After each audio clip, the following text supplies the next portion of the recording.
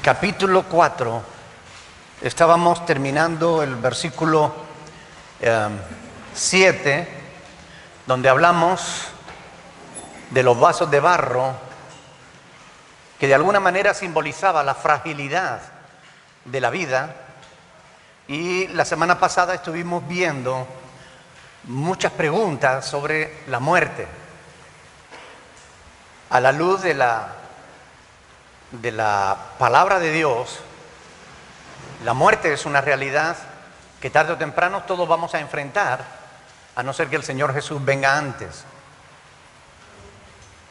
Para cerrar el tema del vaso de barro, quiero que vengan conmigo a Hechos de los Apóstoles, capítulo 9, Hechos 9, versículo 15.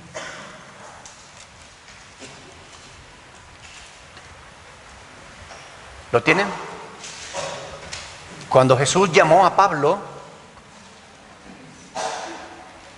le dijo a Ananías, versículo 15, el Señor le dijo: ve, porque instrumento escogido me es para llevar mi nombre en presencia de los gentiles y de reyes y de los hijos de Israel.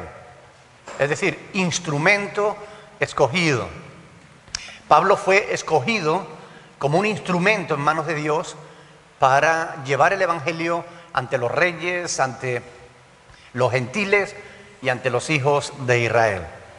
Y eso tenía un propósito, un objetivo para con Pablo, que revela justamente en este mismo pasaje que estábamos leyendo de 2 de Corintios, capítulo 4, versículo 7, ¿no?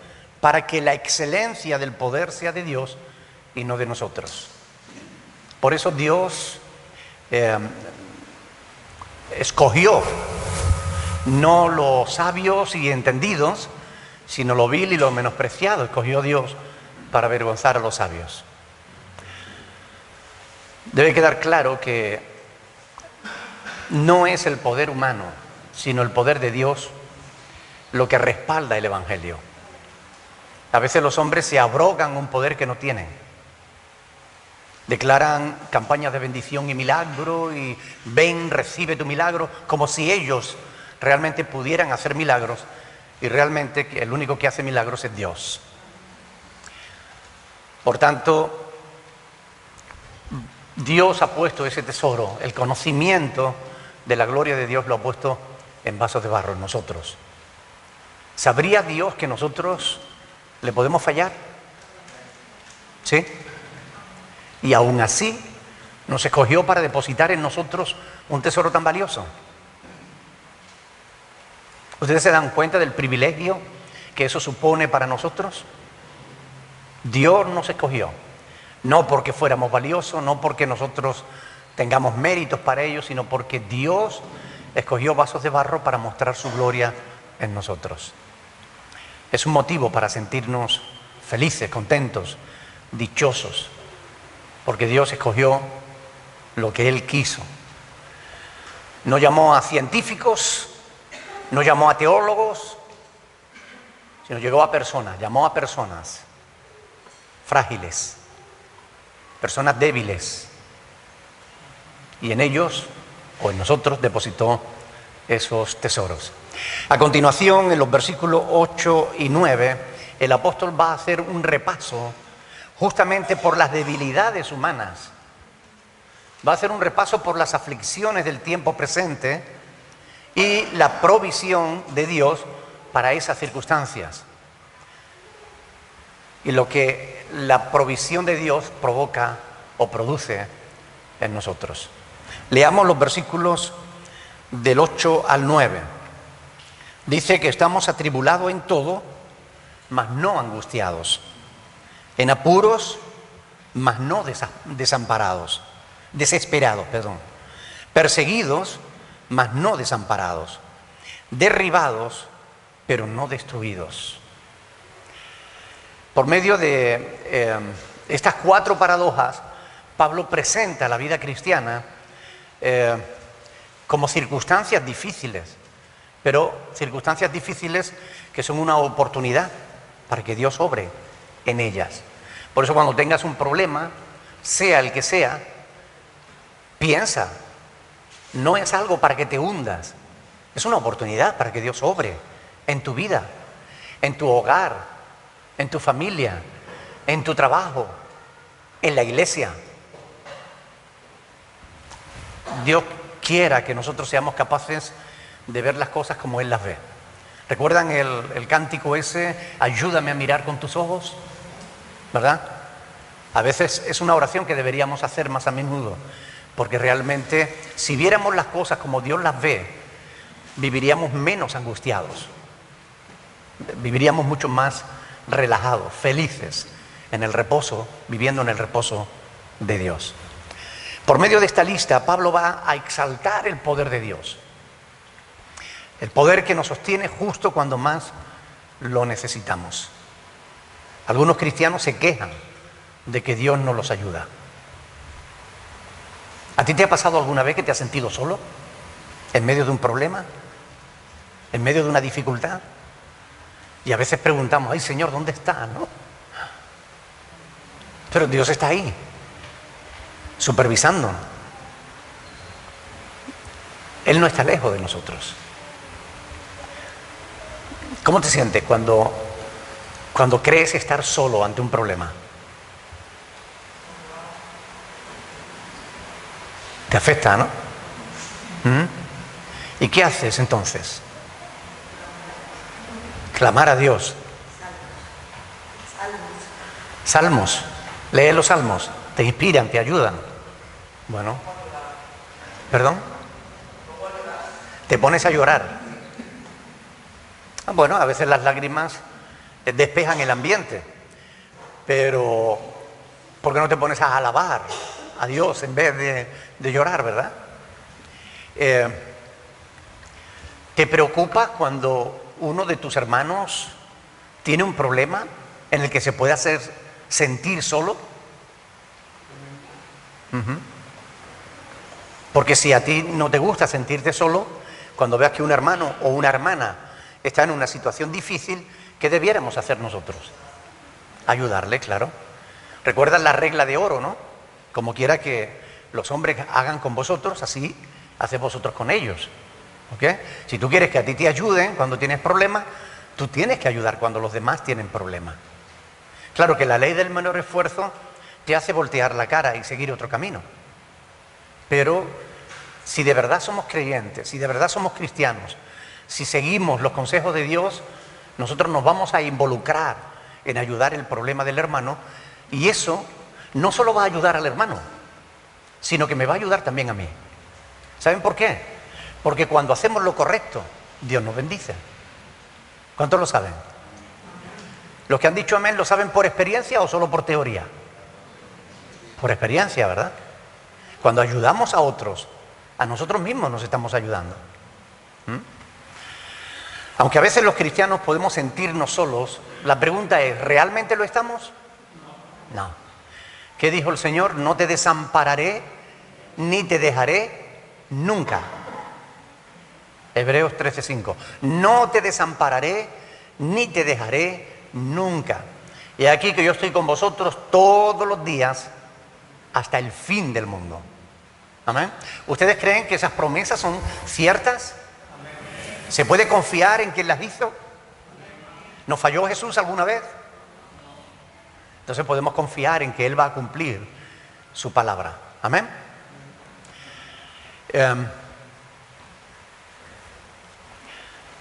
No estamos solos. Él es quien nos sostiene, Él es quien nos da fuerza para resistir la dura prueba. Todos conocéis la anécdota esa, ¿no? Del que iba caminando por la playa con Jesús, ¿no? La conocéis, ¿no? Iban los dos caminando y de pronto se vino una tormenta encima y miró y ya solo veía sus huellas, ¿no? Y entonces clamó a Dios y le dijo, Señor, ahora justamente que tengo problemas, ¿me abandonas?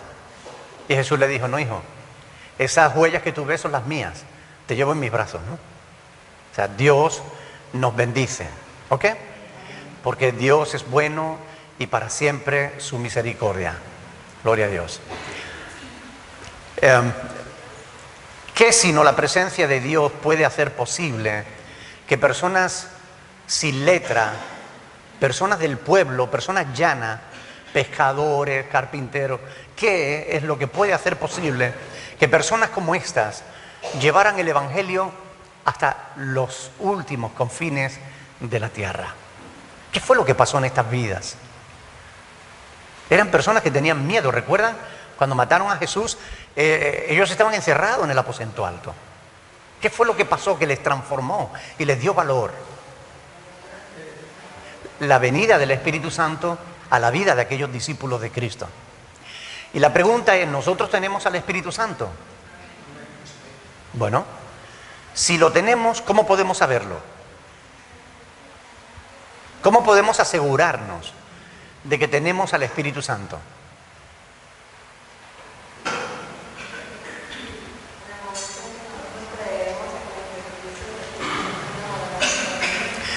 Sí, pero ¿cómo podemos demostrar eso? ¿Cómo podemos saber, estar seguros de que eso es verdad? Jesús dijo, ¿recuerdan las palabras del Señor en el último y gran día de la fiesta, ¿no? Dice que se puso en pie y alzó la voz diciendo, si alguno tiene sed, venga a mí y beba. Y el apóstol Juan, explicando esas palabras, dice, esto dijo del Espíritu que habían de recibir los que creyeran en Él. Sí.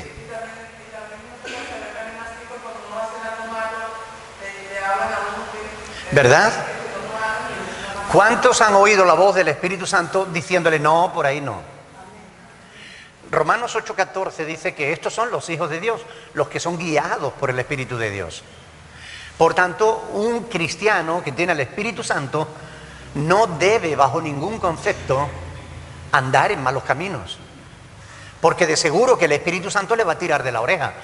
Y si sigue en malos caminos, es porque no está siendo obediente a Dios. Y entonces habría que dudar si realmente tiene o no tiene al Espíritu Santo. La Biblia dice, por sus frutos los conoceréis. ¿Qué frutos pone el Espíritu Santo en la vida de los creyentes? Amor, gozo, paz, paciencia, benignidad, bondad, fe, mansedumbre. Bueno, hay un montón de frutos que el Espíritu Santo produce en la vida de los cristianos. La pregunta es, ¿se ven esos frutos en tu vida? ¿Se ve paz en tu rostro? ¿O siempre estás angustiada? ¿Se ve mansedumbre? ¿O eres una polvoría a la que hay que temer? ¿Tienes fe? ¿O siempre estás dudando del Señor? Por sus frutos los conoceréis, ¿verdad? Entonces es importante entender que el Espíritu Santo nos ha sido dado para ayudarnos en nuestra vida espiritual, en nuestra vida cristiana. Él va a estar con nosotros siempre. Él es el Paracletos, una palabra griega que significa el consolador, el que nos anima, el que nos sostiene, el que nos consuela, el que nos guía a toda la verdad, el que nos sustenta. ¿Perdón? Nos convence también de pecado, de justicia y de juicio, ¿verdad? Y lo tenemos. Y si lo tenemos, no podemos vivir como si no lo tuviéramos. Somos hijos de Dios. Somos miembros de la familia de Dios. El Espíritu del Dios Todopoderoso, aquel que dijo y los cielos fueron hechos, habita en tu corazón. ¿Qué tienes que temer? Por eso Pablo podía decir, estamos atribulados en todo, mas no angustiados. Podemos enfrentar tribulaciones, angustia, persecución. Podemos soportar todo eso porque el Espíritu Santo está con nosotros. Amén. Y si Dios es con nosotros, ¿quién contra nosotros? Fíjense que al apóstol Pablo le acusaron de ser poco convincente en sus discursos. Le acusaron de no tener gancho, de no tener la oratoria necesaria para convencer. ¿Alguien puede describir al apóstol Pablo? ¿Cómo era el apóstol Pablo? ¿Qué sabéis del apóstol Pablo? Un hombre creyente. ¿Qué más? Conocía perfectamente la ley de Dios. ¿Qué más?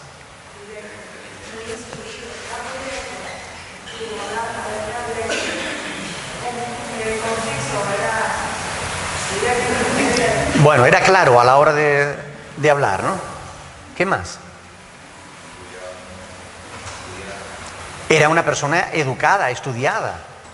Él conocía a los poetas de su tiempo y él cita en sus epístolas, cita a los filósofos y a los poetas de su tiempo, lo cual quiere decir que él era un hombre estudiado, un hombre culto.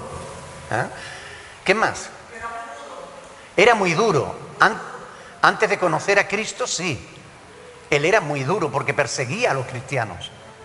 ¿Siguió siendo igual de duro después? No.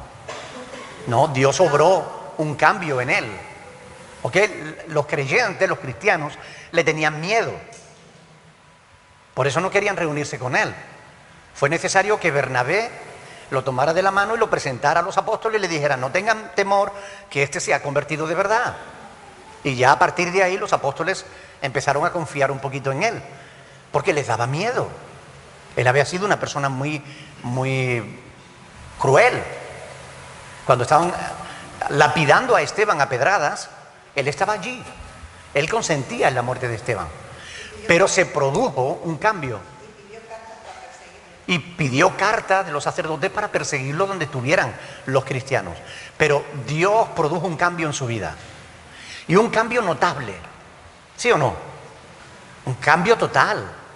Él llegó a decir: ya no vivo yo, mas vive Cristo en mí. Es decir, él se autoanuló, se negó a sí mismo, para que Cristo tuviera la oportunidad de manifestarse a través de su persona. Y esto es muy importante.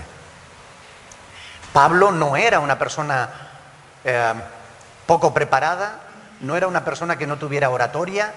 Él habló en el Areópago, en Atenas, donde hablaban los filósofos.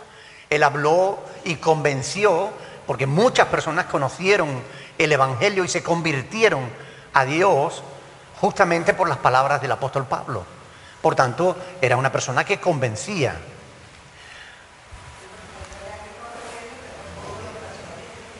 Sí, hasta el rey, ¿verdad? Le dijo: Pablo, ¿a poco me persuade de ser cristiano?, ¿no?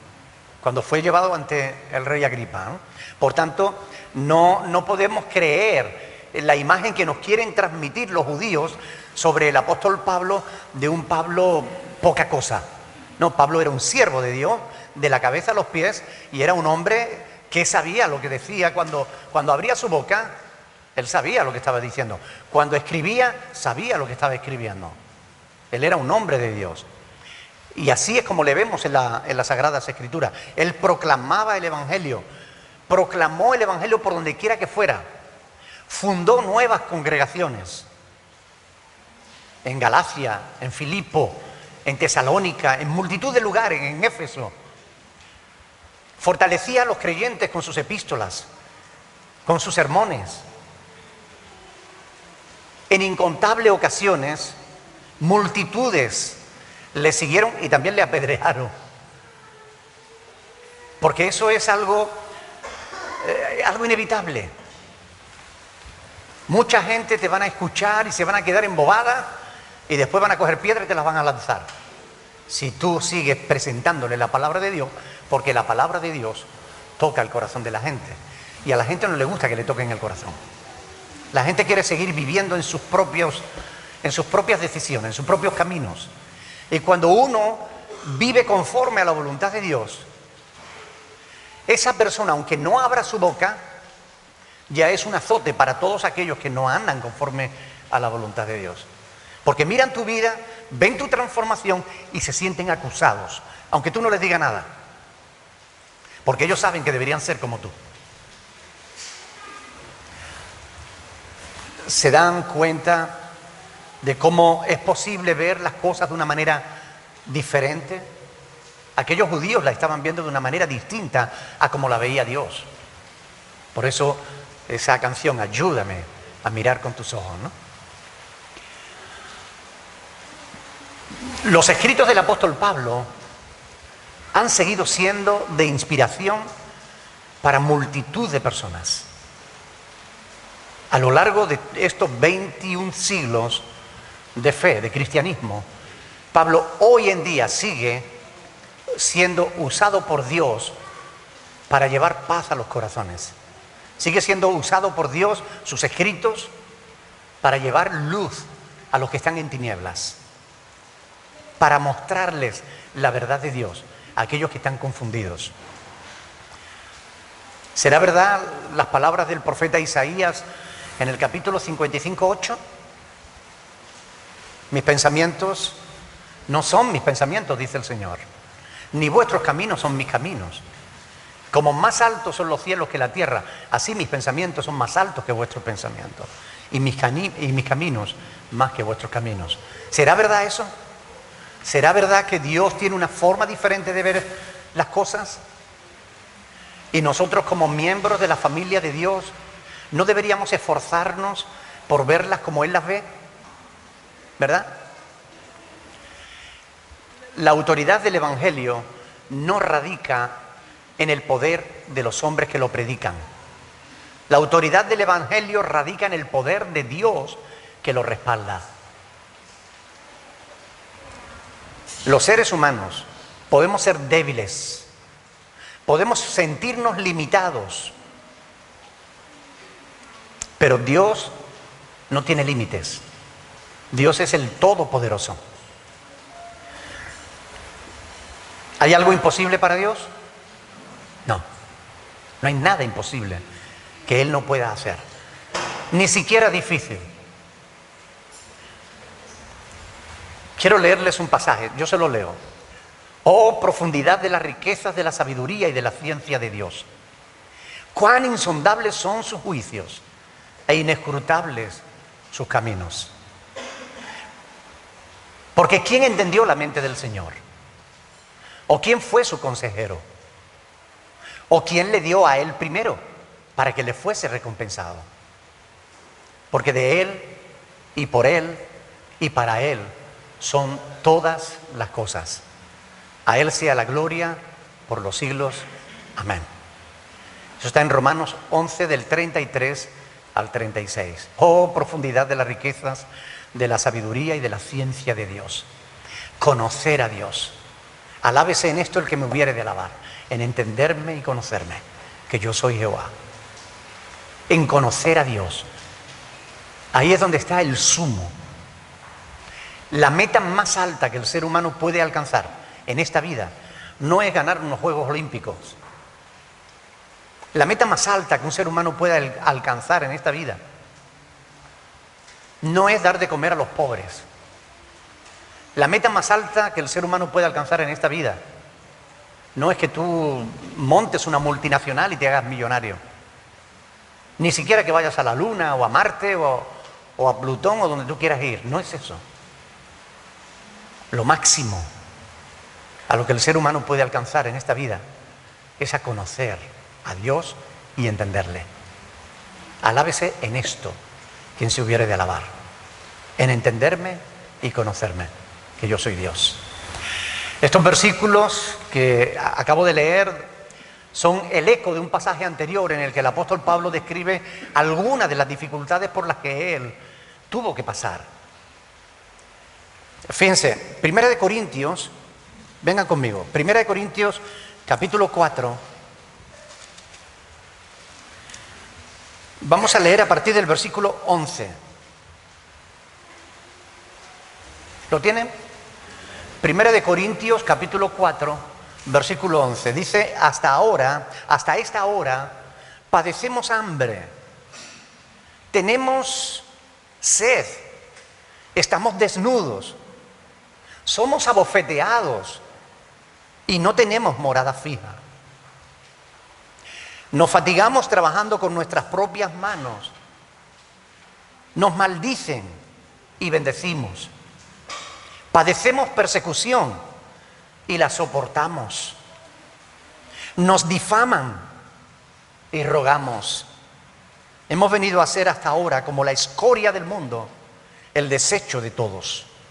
No escribo esto para avergonzaros, sino para amonestaros como a hijos míos amados. Pablo pasó por muchísimas dificultades, aflicciones del tiempo presente, le llamó él. Y justamente en todas esas aflicciones, él pudo decir, oh, profundidad de la riqueza, de la sabiduría y del conocimiento de Dios. Qué bueno. Hay otros pasajes en los que el apóstol Pablo relata sus tribulaciones. Si quieren tomar nota, yo les digo. 1 Corintios 1, 8 al 10. 6 del 4 al 10. 11 del 23 al 27 y 12, 10. Todos estos pasajes. 1 del 8 al 10, 6 del 4 al 10, 11 del 23 al 27 y 12, 10. En todos estos pasajes de 2 de Corintios, ustedes van a ver cómo el apóstol Pablo ha sido vapuleado, perseguido, maltratado, pasado hambre, necesidad, persecución. Y aún así, en medio de todo eso, él pudo siempre mirar al cielo y sentirse acompañado. Por eso él dice que estamos atribulados en todo. ¿Qué quiere decir Pablo al decir todo? Atribulados en todo. ¿Qué significa eso? Respaldados, no. Estamos atribulados en todo. Atribulados en todo. ¿Qué es?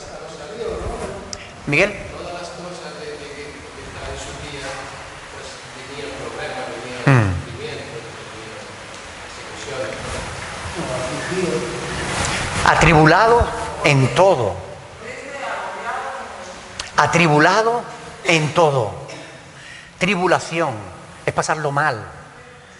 Él estaba afligido de muchas maneras. En todo. Significa física, emocional, espiritualmente.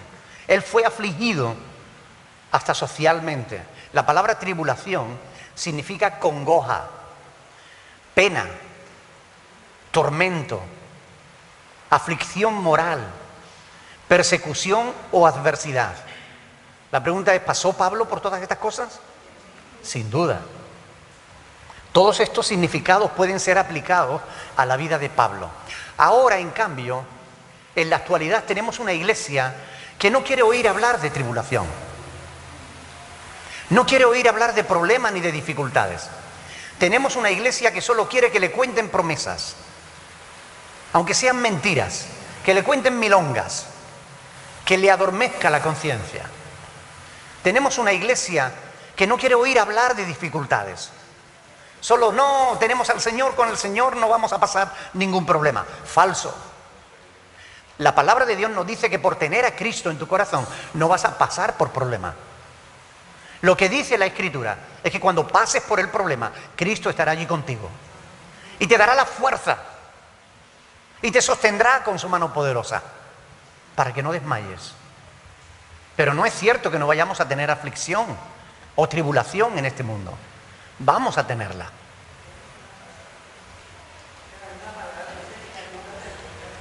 La misma palabra lo dice, Juan 16:33 dice, en el mundo tendréis aflicción, pero confiad, yo he vencido al mundo.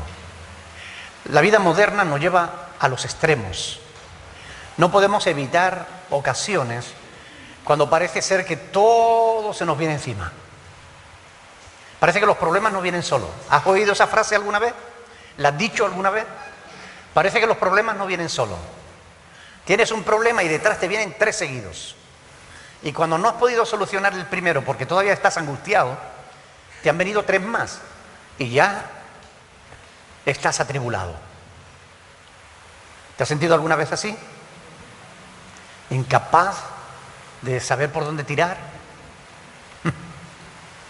Muchas veces, ¿no? ¿Cómo suele reaccionar cuando estás atribulado? ¿Te vienes abajo?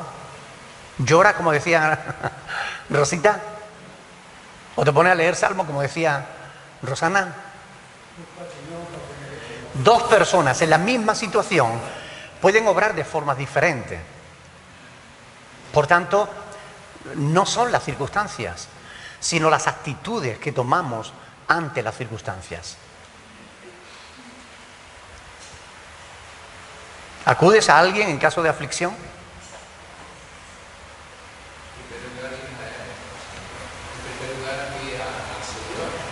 Hay que ir antes que de nada al Señor, ¿ok? Y a veces el Señor pone en nuestro corazón ir a algún hermano o hermana que nos va a ayudar en la tribulación, ¿ok? Y esto es bueno, es importante. ¿Qué harías si alguien viene a ti y te dice que se siente atribulado? Que tiene una gran pena o que está pasando por un tormento. ¿Qué harías? A ver, alguien que levante la mano. Jesús.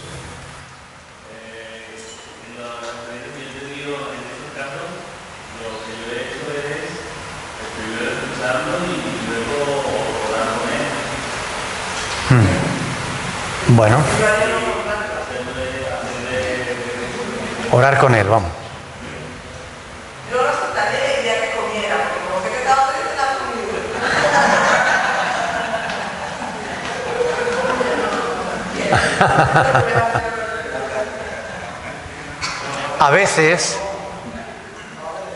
A veces sentirse bien recibido en un hogar ayuda a que superes tu tribulación.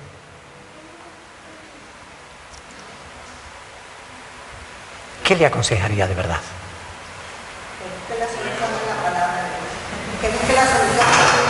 Que busque la solución en la palabra de Dios. ¿Y por qué no le damos nosotros una palabra de consuelo, de ánimo, de fortaleza?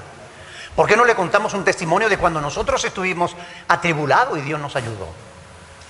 Hay pocas cosas que animen tanto como el testimonio personal. Tenemos que ser capaces de compadecernos del que padece. Jesús decía, ¿cómo decía Jesús? Llorar con el que llora, ¿no? Pablo lo dijo en Romano, llorar con el que llora, reír con el que ríe, ¿no? Pablo aquí nos testifica que aunque estemos atribulados, no hay necesidad de angustiarse. Un cristiano puede pasar por tribulación, pero no va a llegar a angustiarse. Angustiarse es llegar a la desesperación.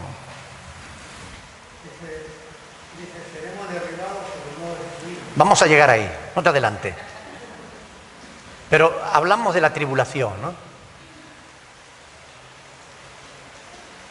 Podemos estar atribulados, pero no debemos permitir que la tribulación nos lleve a la angustia.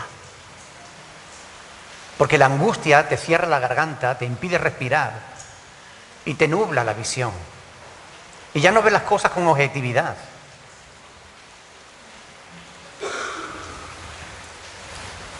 Tenemos salida. Pablo estaba atribulado. ¿Significa eso que Pablo estaba viviendo la gran tribulación? No, ya sabemos que una cosa son las tribulaciones temporales y otra cosa es la gran tribulación, ¿verdad? Ahora parece increíble, pero hay un montón de gente que están poniendo mensajitos en Facebook diciendo que la iglesia va a tener que pasar la gran tribulación y tal, y que solo después de la tribulación Cristo vendrá a llevarse a la iglesia. Mire, eso no es verdad. Nosotros no vamos a pasar la gran tribulación. Punto. Lo dice el apóstol Pablo y hay que creerle. Lo dice Jeremías, y es un profeta de Dios, y hay que creerle. Amén. No nos ha puesto Dios para ira, sino para alcanzar misericordia. Amén. La ira de Dios viene sobre el mundo entero, es decir, sobre Israel y aquellas naciones que no han querido creer en el mensaje del Evangelio, el mensaje de la cruz. Pero los cristianos no vamos a ser atribulados, no vamos a pasar por la gran tribulación. Sufrimos tribulaciones, pero son como las que dice el apóstol Pablo, aflicciones del tiempo presente. Amén. Algunos, como digo, no creen en la escatología bíblica. Hay un movimiento dentro del cristianismo, porque no le voy a llamar la iglesia, creo que todos esos movimientos son heréticos, pero hay un movimiento dentro del cristianismo que no cree en la escatología bíblica. La escatología bíblica es la ciencia que estudia los acontecimientos finales. Es decir, la segunda venida de Cristo, el arrebatamiento, la tribulación, los juicios, el pasar a la vida eterna, etcétera, etcétera. Hay quienes no creen en nada de eso. Creen que no, que esos son pasajes simbólicos y que aquí somos nosotros los que tenemos que establecer el reino de Dios. No tenemos que esperar que Cristo venga a establecerlo. Mire, ese es el espíritu del anticristo, el que se pone en el lugar de Cristo. ¿Ok? Nosotros no vamos a pasar la tribulación, porque antes de que comience la gran tribulación, Cristo vendrá por su iglesia y la librará, como está escrito. Por cuanto tú has guardado la palabra de mi paciencia, yo también te guardaré de la hora de prueba que ha de venir sobre el mundo entero para probar a los que moran sobre la tierra. Por cuanto tú has guardado mi palabra, yo también te guardaré. Amén. No debemos confundir las tribulaciones del tiempo presente con la gran tribulación que es futura. En este tiempo, bueno, sobre todo en septiembre, ¿verdad? Oímos multitud de profecías y algunos se montaron en el caballo de la imaginación y galoparon, le clavaron espuelas y galoparon hacia el horizonte y hoy en día no se sabe dónde están perdidos. Todo el que se monta en el caballo de la imaginación y galopa, se pierde. Por eso el apóstol Pablo dice que debemos acostumbrarnos a no ir más de lo que está escrito. No podemos ir más allá de lo que está escrito. ¿Recuerdan lo de las lunas rojas que nos decían que bueno, esta es la última luna roja, que no sé qué? ¿Cuántos vieron esos mensajitos en Facebook? Unos cuantos, ¿no? ¿Por qué sabemos que esa luna roja no es la luna roja del Apocalipsis? ¿Por qué? ¿Por qué sabemos que esa no era la última luna roja? ¿Por qué sabemos que no era el fin? Ámbar. Faltan acontecimientos por suceder, como por ejemplo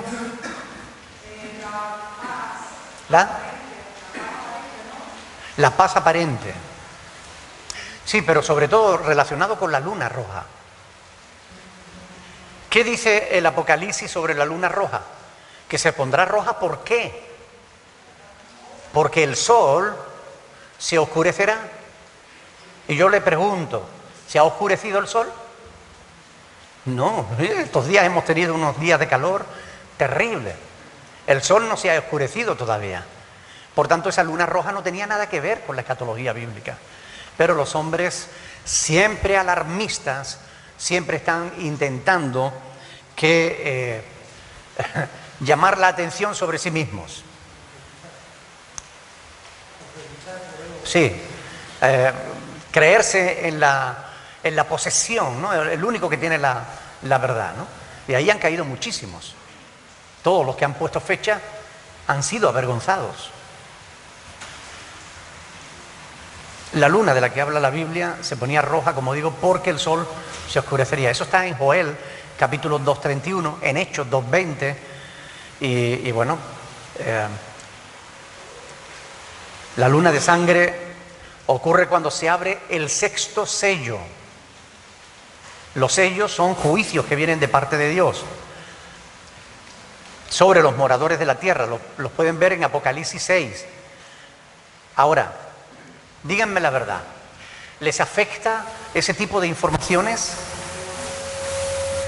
¿No? Porque algunos cristianos estaban, y todavía están, todavía ponen tarjetitas diciendo que el arrebatamiento viene ya, prepárate que la novia, no sé qué, prepárate que Cristo ya está aquí. La palabra de Dios nos enseña que no debemos dejarnos mover fácilmente de nuestro modo de pensar. Siempre que nuestro modo de pensar esté bien fundamentado en la palabra de Dios, ¿verdad? ¿Cuántos tienen miedo a los tiempos finales? ¿Hay quien tiene miedo a los tiempos finales? Algunos hacen así, no se atreven a levantar la mano.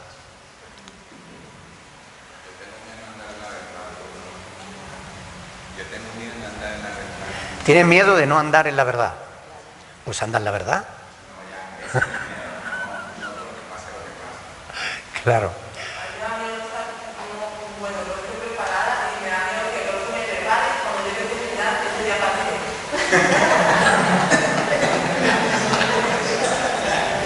pasé. Señor. ¿Tienes fe en tu salvación? ¿Tienes fe en tu salvación?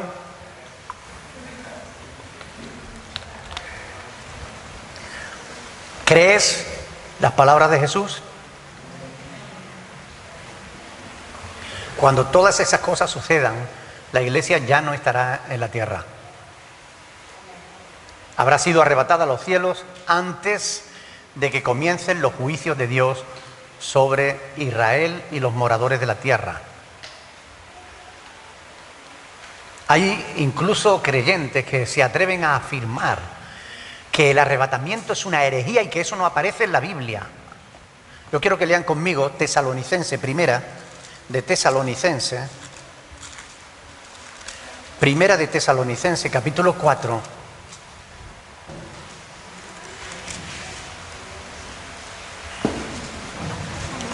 Vamos a leerlo a partir del versículo 16.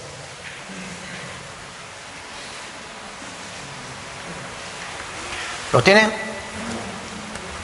Dice, porque el Señor mismo, con voz de mando, con voz de arcángel y con trompeta de Dios, descenderá del cielo y los muertos en Cristo resucitarán primero.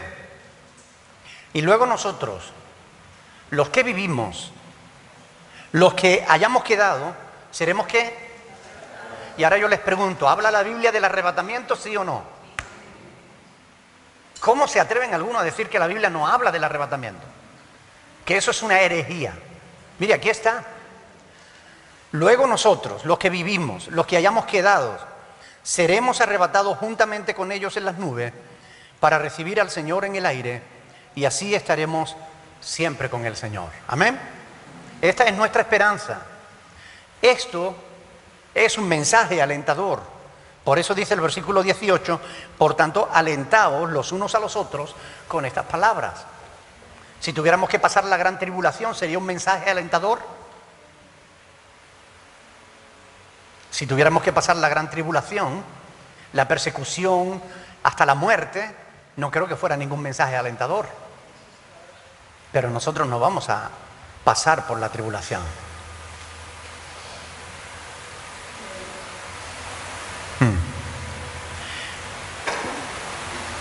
¿Perteneces tú al pueblo judío? No. Por tanto, la tribulación no es para ti. Jeremías 37 dice que es para Jacob y sus descendientes. Jacob es Israel, por tanto no es para nosotros. ¿Castigaría Dios a los justos junto con los injustos?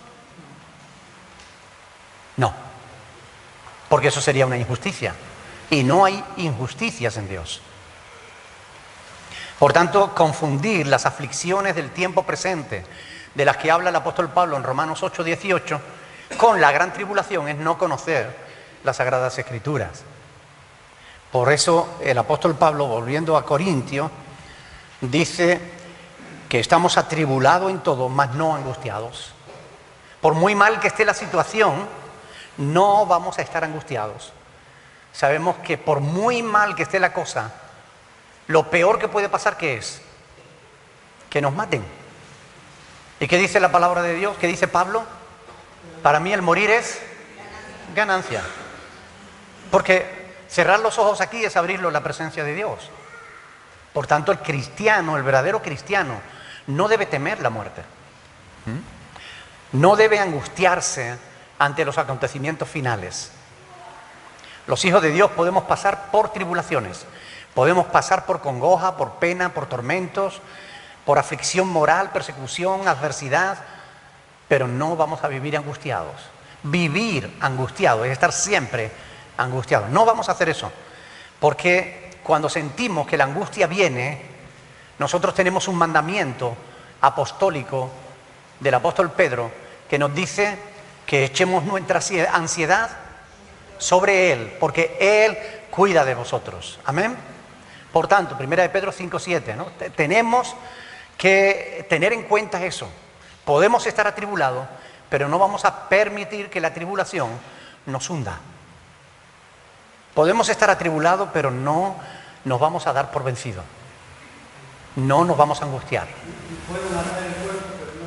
Claro, puede matar el cuerpo, pero no el alma. Muy bien. ¿Sueles echar tu ansiedad sobre el Señor? ¿O sobre tu pareja?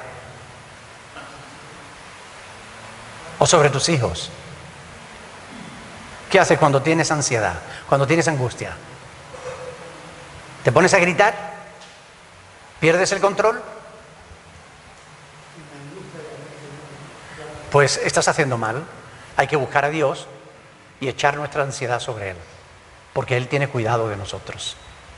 1000 años antes del apóstol Pedro, ya el rey David nos daba la solución contándonos su testimonio en el Salmo 34. Es un salmo que yo les aconsejo que todos lo lean. Un salmo que ha aliviado la pesada carga de multitud de corazones acongojados. Un salmo maravilloso que anima, consuela y da fe. Salmo 34. Si la gente que padece depresión conociera las palabras de Dios y siguiera sus consejos, las depresiones no llegarían a convertirse jamás en patológicas, es decir, en enfermedades. ¿Seguimos? No seguimos, lo dejamos aquí. Lo dejamos aquí. Sí, porque no nos va a dar tiempo de desarrollar todo el punto siguiente y no quiero dejarlo a media porque perderíamos gran parte de la riqueza de ese punto. Porque habla de los apuros, ¿verdad? Miren, Dios es bueno con nosotros. Cuando tú has estado en angustia, cuando tú has estado atribulado y has buscado a Dios, Dios te ha bendecido. Cuando has estado arrastrándote por los suelos, Dios te ha tendido la mano y te ha levantado. Porque Dios no viene a tu vida para ponerte el dedo en la frente y acusarte. Dios viene para tomarte en sus brazos y darte consuelo. Pero es necesario que todos y cada uno de nosotros, como hijos e hijas de Dios, vivamos en este mundo sobria, justa y piadosamente, sabiendo que la venida del Señor se acerca. Por tanto, sabiendo que sin santidad nadie verá al Señor, tenemos que apartarnos de todo aquello que no sea conforme a la voluntad de Dios, para asegurarnos que cuando Jesús ponga sus pies sobre esta tierra, no nos quedemos aquí. Amén. Cuando Jesús venga en las nubes a llevarse a su iglesia, nosotros vayamos con Él. Que no tengamos que pasar la tribulación aquí, porque algunos que se hacen llamar cristianos sí que la van a pasar, pero porque no están caminando en santidad. Y sin santidad, ¿qué dice la palabra? Nadie verá al Señor. Así que cuando Cristo venga a llamar a su iglesia, algunos van a estar tan distraídos que no le van a llamar, que no le van a oír, no le van a prestar atención. Por tanto, hermanos queridos, hagamos el esfuerzo de vivir cada día como si fuera el último. Amén.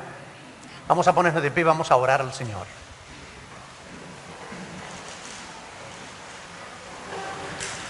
¿Alguien que quiera orar, por favor?